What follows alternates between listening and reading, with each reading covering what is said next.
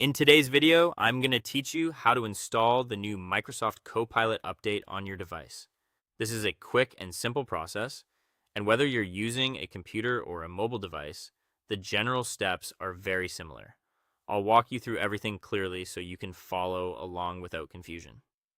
To begin, open the main web browser on your computer. If you're using a phone or tablet instead, open your device's App Store. The goal here is to access the place where you normally search for and download apps or software. Once that's open, go to the search bar and type Microsoft Copilot, then press Enter or tap Search.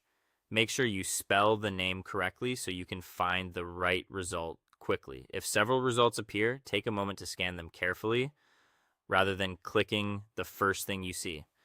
Next, look for the official application provided by Microsoft and select it. This is an important step because you want to make sure you're downloading the genuine app and not a similar looking listing from another source.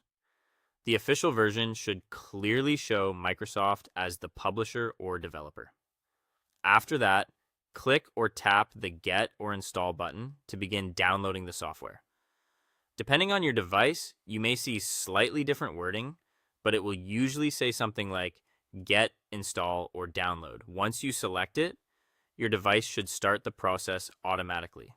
Now give it a few moments to finish the download and installation. The time this takes can vary depending on your internet speed and device performance, so just be patient while it completes. In most cases, you won't need to do anything else during this part.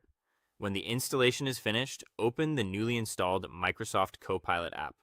At launch, you'll be prompted to sign in using your Microsoft account. Go ahead and complete the sign-in process so you can access the app properly and begin using its features. If you're already signed in on your device, this step may be even faster, and that's it. Once you're signed in, the new Microsoft Copilot update should be ready to use on your device. That is all for today. Thank you for watching, and feel free to subscribe for more tech guides.